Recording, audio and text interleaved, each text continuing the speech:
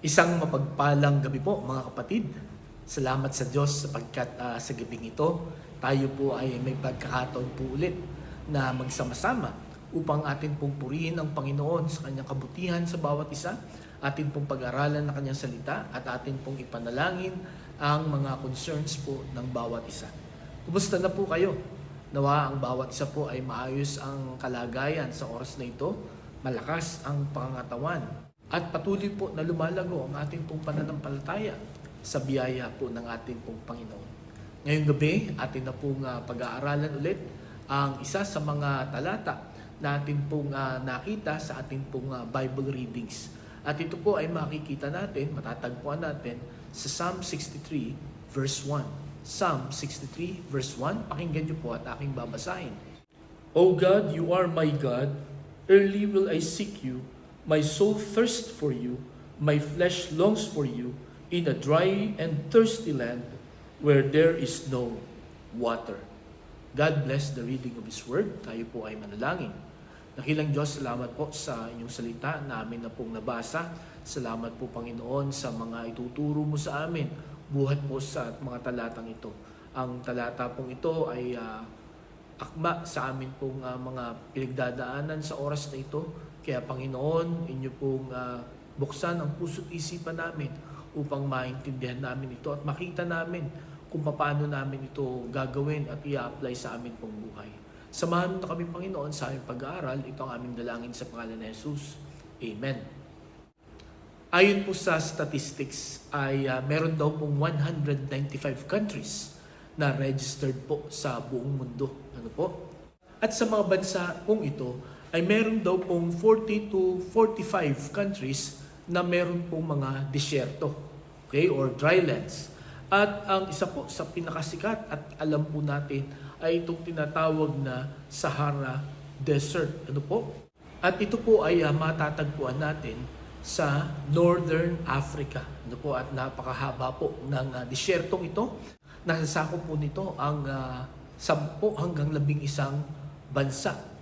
At alam po ninyo, pagka kayo po ay napapunta dito, lalo na kung ikaw ay napapunta sa gitna, ano po, ng disyertong ito, kahit ikaw ay maglakad ng maglakad, maghapon at magdamag, tumakbo, sumigaw, humingi ng tulong, magmakaawa, kahit anong gawin mo dito, nakakalungkot pagka ikaw ay napapunta dito, walang makikinig sa iyo at walang magbibigay ng tulong. At ayon nga po sa mga eksperto, pag ikaw ay nandito sa disyerto, mahalaga ang bawat desisyon na iyong gagawin. Sapagkat the moment na magkamali ka kung saan ka hahanap ng tulong or syempre sobrang init dito kaya ikaw ay mauuhaw. Pag nagkamali ka ng pupuntahan, kung saan makakahanap ng may inuman, ang sabi po ng mga expert, this desert will consume you. Or lalamunin ka talaga ng disyertong ito, parang mamamatay ka na talaga dito. Sa talata po na ating pag-aaralan ngayon po nga gabi, ipinakita po ni Haring David kung paano niya na-survive nung siya po ay napapunta sa disyerto or sa wilderness ng Judah. At kung sa gabing ito, parang ang pakiramdam mo, ikaw ay trabaho ng trabaho, sa iyong mga pangangailangan, parang walang tumutulong sa iyo, wala kang makita na mapagkakatiwalaan, mahihingan ng tulong, na parang ang pakiramdam mo, ikaw ay nasa disyerto, mabigat ang iyong mga problema, napakagandang tingnan at gayahin. Ano ang ginawa ni David para ma-survive niya itong napakatinding pagsubok na kanyang dinaanan? Pinamagatan ko po ang ating pong mensahe ngayong gabi, what to do when in dry lands. What to do when in dry lands. Anong dapat natin gawin kung tayo po ay nasa tuyong lupa? As I've said, David was literally in the desert. Nung sinusulat niya po itong Psalm 63. At ayon po sa mga Bible scholars, kaya po siya naandito. Kaya dito siya nagtatatakbo sapagkat tinatakasan niya yung kanyang anak na si Absalom na gustong magkudeta. At para siya ang maghari, itong si Absalom, kailangan niyang patayin ang kanyang ama. So para kay Haring David, napakasakit ng sitwasyong ito, di ba? Nitong pangyayaring ito, imagine yung iyong anak gusto kang patayin para agawin ang kapangyarihan, para agawin ang iyong trono, ang iyong kaharian. At sa panahong ito ng kanyang pagtakbo, no, delikado ang kanyang buhay. Sapagkat bukod sa hinahabol siya ng kanyang anak para patayin, sa desert po, no, sa dry lands ay maraming mga mababangis na hayop. At yung heartbrokenness niya, no, na ganun na nangyari sa kanyang anak. Siguro iniisip niya, ano bang mali kong ginawa? Bakit ginaganito ako ng aking anak? And then ang isa pa na possible na nararamdaman niya, no, pagod na siya. No? Kasi according sa mga Bible scholars, ay medyo matanda na siya nung sinulat niya itong Psalm 63. At syempre, yun nga po, nagugutom siya, nauuhaw na siya dito, at siya nga po ay matanda na. Marami na rin siyang nararamdaman. Ngunit, kung inyo pong papansinin itong Psalm 63, kung ito po ay inyong babasahin, no? Dito pa nga lang sa verse 1, makikita po natin dito na hindi siya nag-complain, ano, about the heat. He did not ask God to give him strategy, no, on how to defeat Absalom. Though yan ang madalas niyang ginagawa, basta't merong kalaban na nagbabanta sa kanyang kaharian, ano? Yung mga Philistines, yung mga Amalekites, no po, tinalo niyang lahat yan because he asked God for strategy. Pero this time, no, hindi yun ang inisip ni David. Sa halip, no, ano ang kanyang ginawa? Pagdating dito, ito po, kung babalikan natin itong Psalm 63, ito ang lumabas sa kanyang bibig. Ano po? Nitong panahon na siya ay napapagod na, pagod siya physically, no? He is in pain emotionally, and he is escaping for his safety. Ang sinabi niya, "O God, you are my God. Early will I seek you. My soul thirsts for you. My flesh longs for you in a dry and thirsty land where there is no water." Ano ang ginawa ni Haring David? Ikinumpara niya yung kanyang sarili, no? Yung kanyang nararamdaman, no? Sa isang tuyong lupa, no? Igang-iga na lupa na nangangailangan ng tubig. Ang ibig sabihin, no, yung kanyang kaluluwa, bagamat ang dami niyang nararamdaman, ang dami niyang frustrations, disappointment in life, no, ang kailangan niya ay ang Panginoon, no? Hindi ang ibang mga bagay, hindi ang reconciliation, hindi ang renewed strength, hindi ang renewed power, no, kundi ang kailangan niya ay ang Panginoon. Ngayong gabi, mga kapatid, makakita po tayo ng 3 steps na ginawa ni King David para ma-survive niya itong dry land or itong desert kung saan siya naroroon nung sinulat niya itong Psalm 63.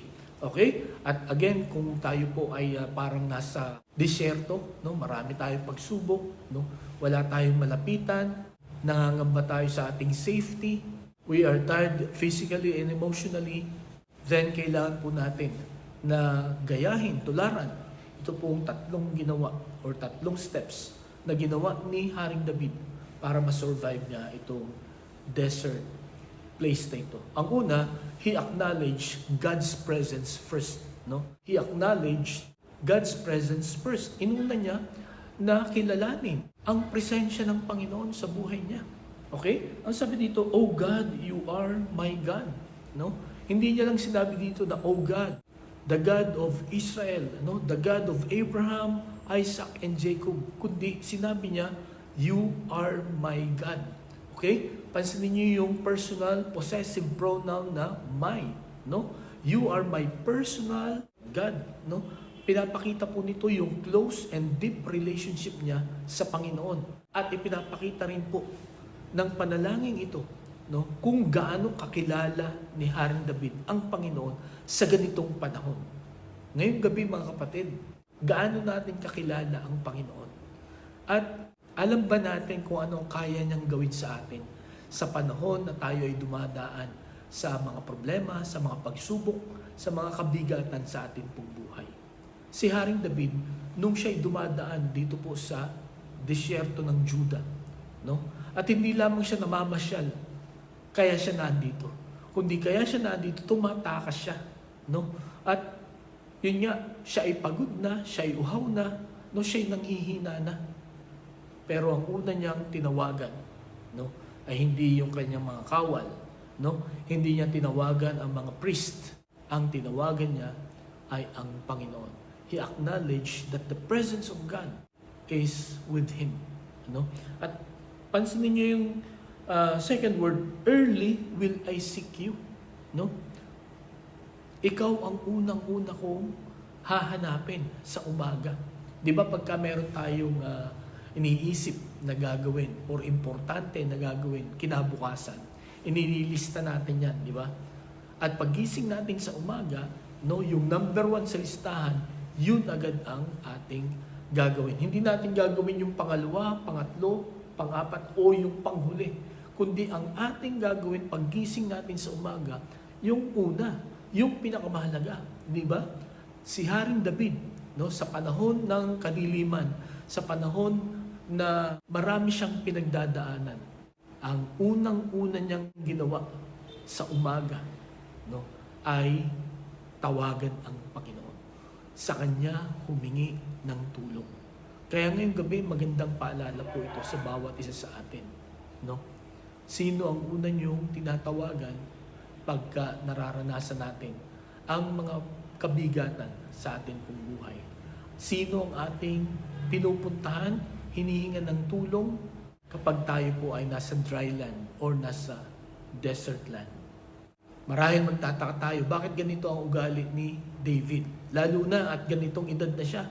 Ano? Medyo may edad na siya dito, no, dito sa Psalm 63. Kumbaga, marami na siyang naranasan, no? Marami na siyang mga tinalo ng mga bansa, no? Kumbaga, alam na niya kung paano tatakasan si Absalom, or alam na niya kung paano tatalunin si Absalom. Alam na niya yung mga pasikot-sikot, no? Pero hindi yan po ang kanyang ginawa. Sapagkat simula nung bata pa po si David, ito na po ang naranasan niya sa Panginoon. Ang sabi sa 1 Samuel chapter 17 verse 37, ito po yung kakalabanin niya si Goliath, at nakipag-usap siya kay King Saul na sabi niya, ako na lang ang lalaban. At hindi makapaniwala si King Saul maging mga kapatid niya na kaya niyang labanan itong si Goliath, itong 9-footer na si Goliath. Ito lang ang kanyang sinagot. Ang sabi niya, "The Lord who delivered me from the paw of the lion and the paw of the bear will deliver me from the hand of this Philistine." Saul said to David, "Go, and the Lord be with you." So, habang bata pa po si King David, na-experience na niya, no, ang kapangyarihan, ang deliverance ng Panginoon sa mga pagkakataon na delikado, no, ang kanyang safety, delikado ang sitwasyon ng kanyang buhay. Sa kanyang lakas at talino, hindi niya kayang talunin ang leon at ang oso. Pero anong sabi niya? "The Lord delivered me."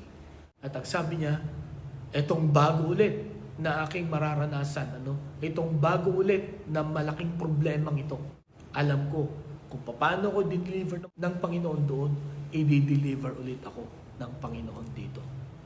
Napakagandang talata po ito, At naniniwala po ako na naranasan na natin ang maraming beses na deliverance ng Panginoon sa buhay po natin. Kaya ito pong si Haring David dito sa Psalm 63, bakit niya tinawagan ng Panginoon sa matindi niyang problema? Sapagkat naalala niya kung paano siya tinulungan ng Panginoon time and time again. Madalas kung bakit tayo natatakot, nangangamba, sa hinaharap, sapagkat tayo po ay malilimutin. Lagi nating nakakalimutan yung mga panahon na tinulungan tayo ng Panginoon, iniligtas tayo ng Panginoon sa tiyak na kapahamakan. At marahil yan po ang dapat nating gawin ngayon. Kung tayo po ay nasa dry land or nasa disyerto, kung parang wala tayong makita na mahihingan ng tulong or disappointed tayo sa mga hinihingan natin ng tulong, call on God. You acknowledge the presence of God first in your life. Siya ang kailangan nating hingan agad ng tulong. Ang sabi nga sa 1 John chapter 4 verse 4, ito po ay napag-aralan natin. Doon po sa 1 John series natin, Ang sabi dito sa 1 John chapter 4 verse 4, "You, dear children, are from God and have overcome them, because the one who is in you is greater than the one who is in the world." No? Mga kapatid, ngayon pong gabi, no? Kung tinanggap mo na si Jesus bilang sariling tagapagligtas, nais pong ipaalam sa atin ang Panginoon ngayong gabi that the God who is in us is greater than the one who is in the world. Ang ibig kong sabihin, ngayong gabi mga kapatid, gaano man kalaki, kahirap yung pinagdadaanan natin ngayon. Kung tayo po ay parang nasa dry land, we can overcome it. No? Malalampasan po natin yan. When we acknowledge the Lord, when we acknowledge the presence of the Lord first in our lives. Sana mga kapatid, sa gabing ito, hindi panghuli ang Panginoon. Hindi panggitna ang Panginoon, kundi siya ang una nating tawagan. Yan ang paraan na ginawa ni David, no? Kung kaya't nalampasan niya ang pagsubok na ito, ang dry land na ito. At yan din po ang magiging dahilan kung bakit po mapapagtagumpayan natin, malalampasan natin kung ano man ang kabigatan natin ngayong gabing ito. Let us acknowledge the presence of God first in our lives. Ang pangalawa po na ginawa ni Haring David, ano po? Nung siya ay nasa dry land, at yan din po nawa ang gawin natin. Hindi lamang we need to acknowledge God's presence first, but second, admit our need of Him. No?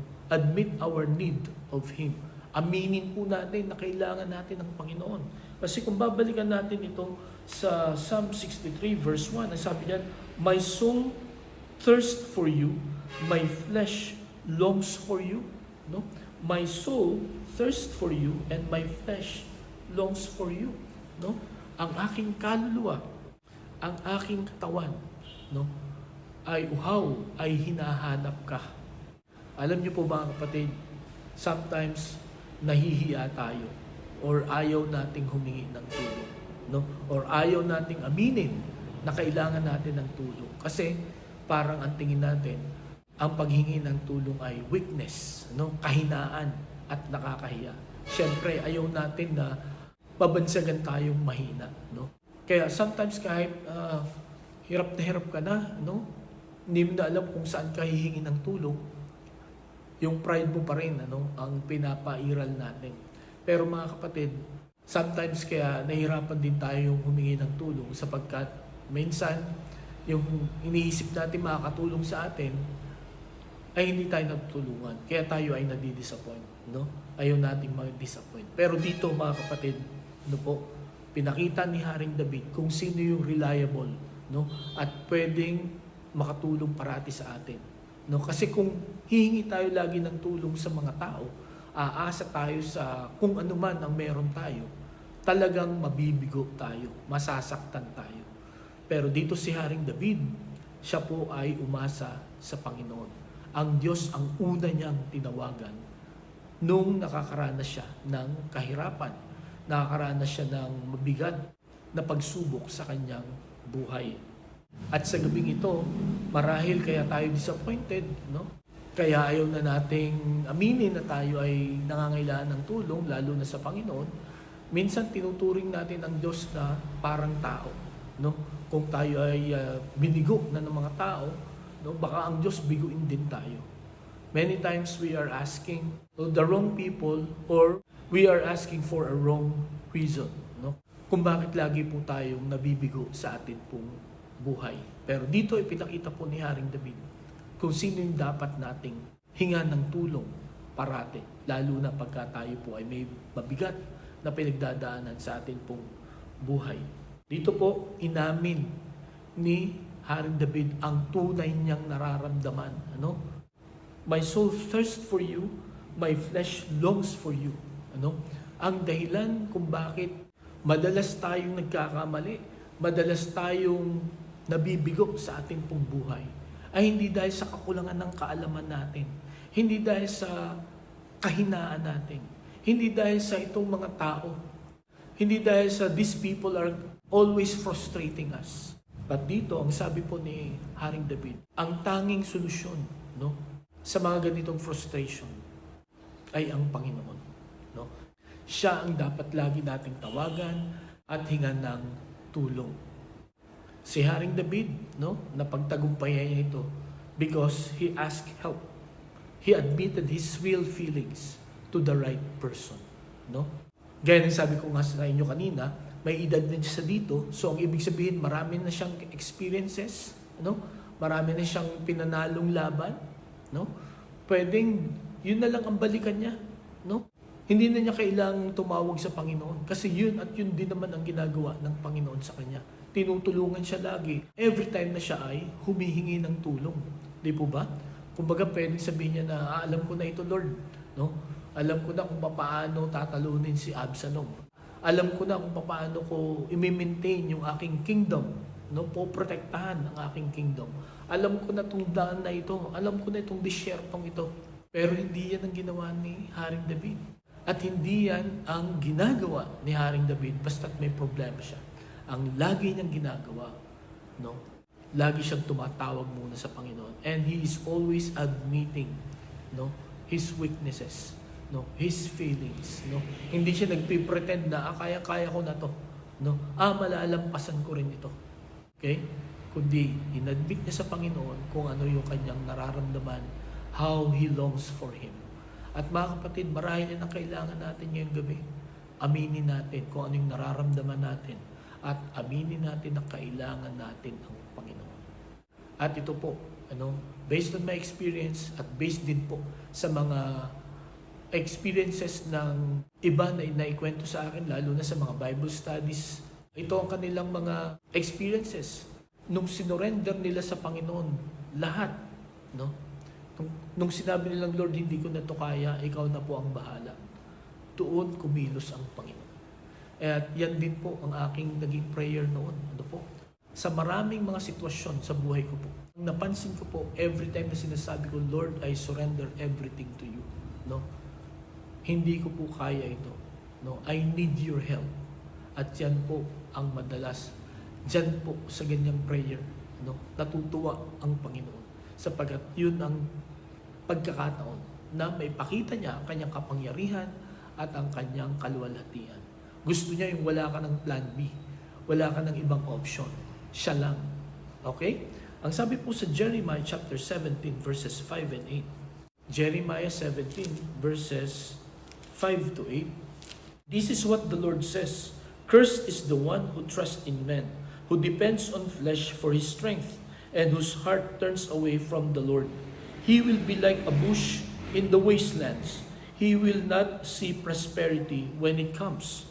He will dwell in the parched places of the desert, in a salt land where no one lives. But blessed is the man who trusts in the Lord, whose confidence is in Him. He will be like a tree planted by the water that sends out its roots by the stream. It does not fear when heat comes. Its leaves are always green. It has no worries in a year of drought and never fails to bear fruit.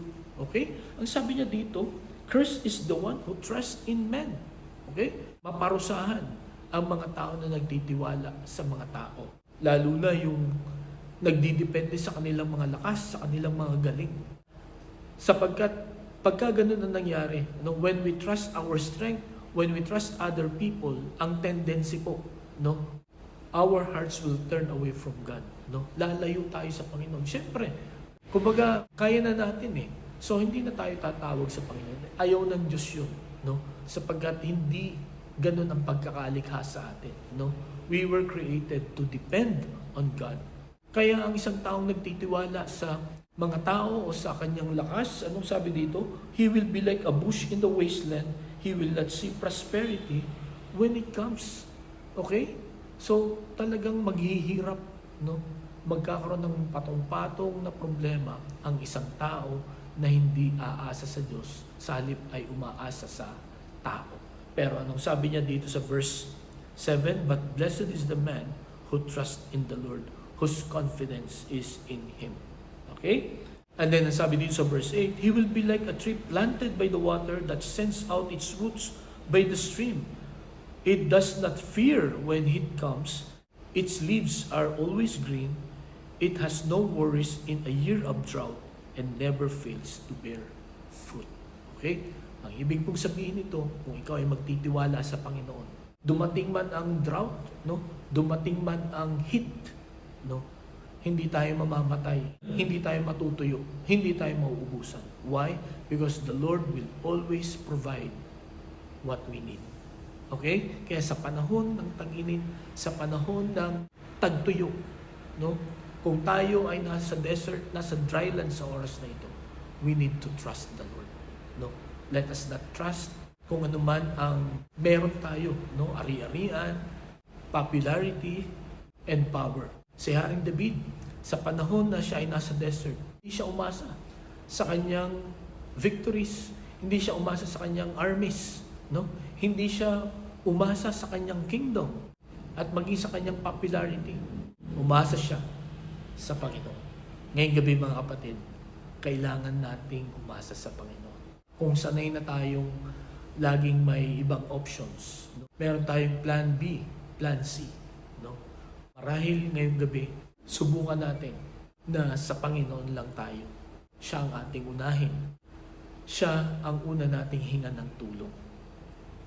Kung ano man ang pinagdadaan natin ngayong pong gabi ito. Okay? So yun po ang pangalawa na ginawa niya. He admitted his need of Him. Tayo po, we need to admit our need of Him. No?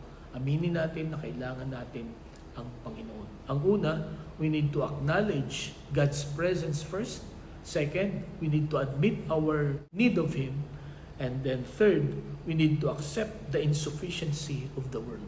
We need to accept the insufficiency of the world. Kailangan nating tanggapin, no, na itong ang ino-offer ng mundong ito ay hindi sapat. Ang sabi dito ni Haring David, in a dry and thirsty land where there is no water.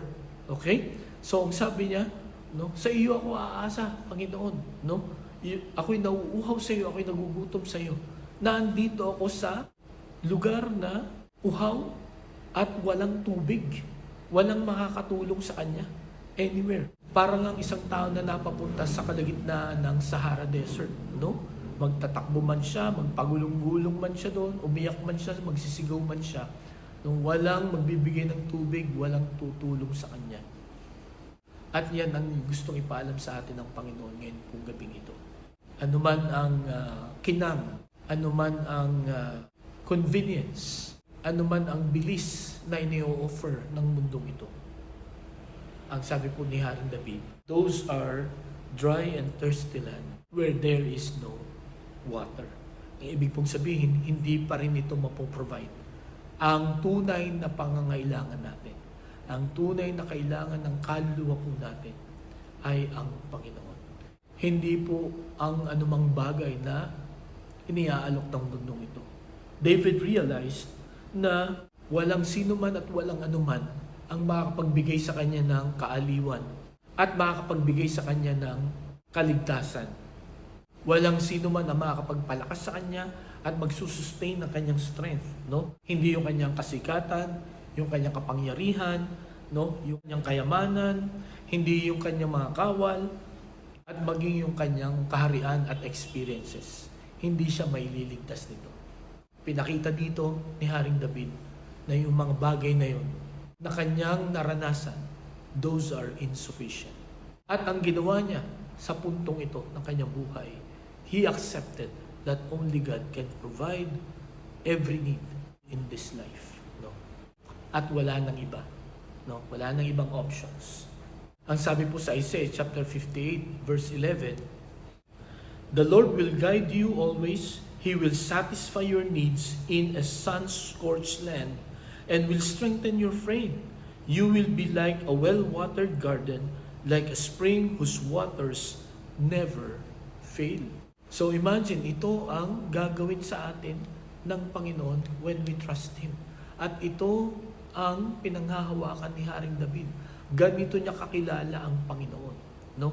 Kung kaya't sa panahon ng kabigatan, sa panahon ng problema, ang Panginoon ang una niyang tinatawagan. Ano? Ulitin ko po itong Isaiah 58:11, ang sabi diyan, "The Lord will guide you always. He will satisfy your needs in a sun-scorched land and will strengthen your frame." Ano?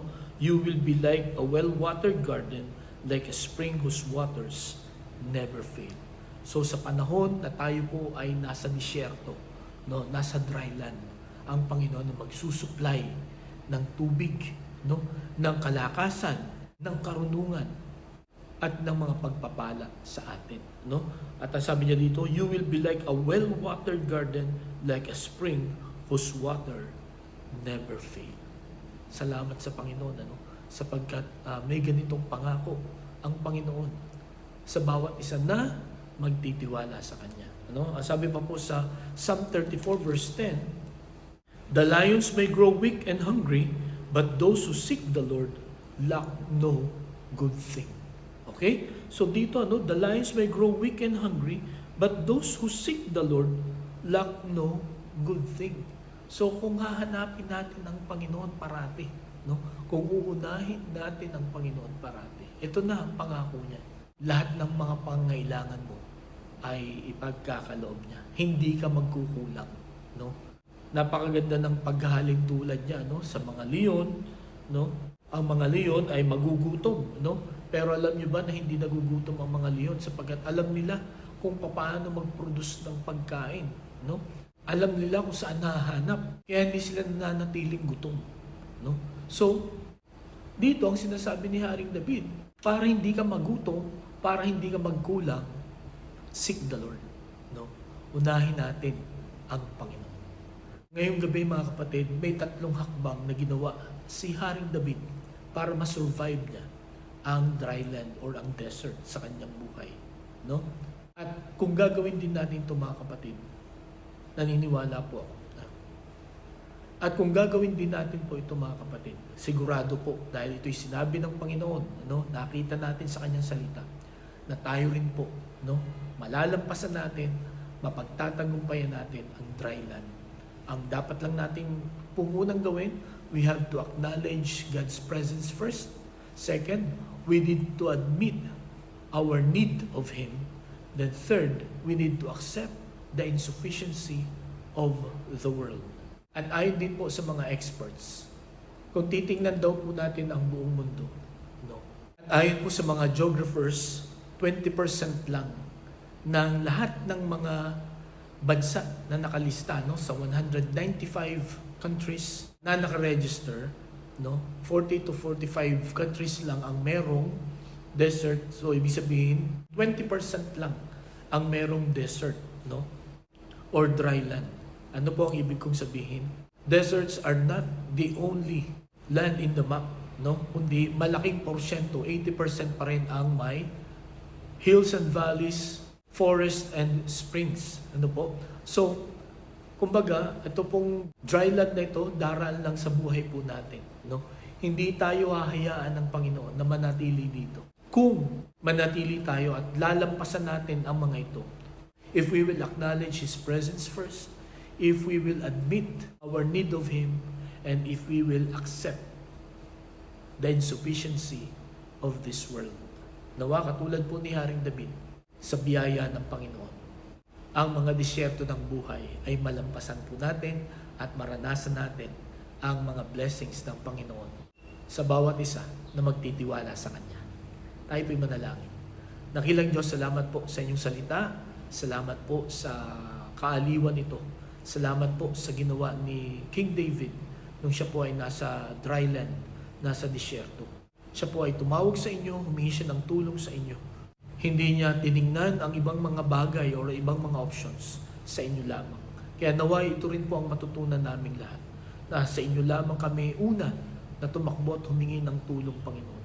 Sapagkat ikaw lamang ang nakakaalam kung paano matutugunan at masasatisfy ang amin po mga pangailangan. Salamat po sa inyong salita. Ito'y aming dalangin sa pangalan ni Jesus. Amen. Maraming salamat po sa inyong pakikinig.